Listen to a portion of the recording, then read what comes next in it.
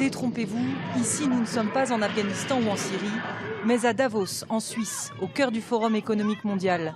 Ces personnes participent à une expérience, ce sont des banquiers, des femmes de riches hommes d'affaires, des hommes politiques attendus pour prendre des décisions qui impacteront la vie de millions de personnes, mais qui se sentent déconnectés du monde.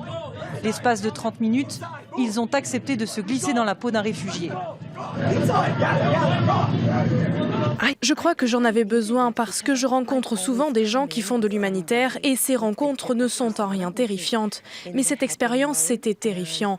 Et on ne peut pas imaginer qu'on puisse traverser ce genre d'épreuve, même pour un temps très restreint, comme cela a été le cas pour nous. Ces 30 minutes ont été très intenses. C'était très intense et j'attendais la fin avec impatience. Pour cette simulation, les organisateurs ont tenu à rendre l'atmosphère anxiogène. Les participants sont souvent plongés dans le noir et étourdis par des bruits de bombardement. On leur demande de fuir et d'obéir aux ordres. Certains sont parfois soumis à de faux interrogatoires. La performance a pour but d'élever les consciences des dirigeants planétaires sur le problème des réfugiés. Pour rendre le discours plus crédible, l'association a fait appel à des interlocuteurs comme David, un ancien enfant soldat venu d'Ouganda.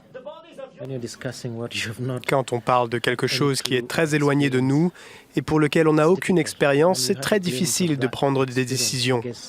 Mais quand on a ne serait-ce qu'une petite idée de ce qu'il se passe dans la réalité, alors on y réfléchit à deux fois sur ce que c'est d'être un réfugié, de fuir sa maison, de perdre tout ce que vous avez, y compris ceux que vous aimez, vos enfants, vos parents, votre mari, votre femme, de perdre votre dignité.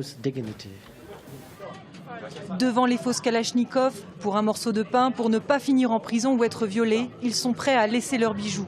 Certains n'auront certainement participé à l'expérience que pour jouer à la guerre, mais l'association espère trouver parmi eux de nouveaux investisseurs prêts à venir en aide aux réfugiés.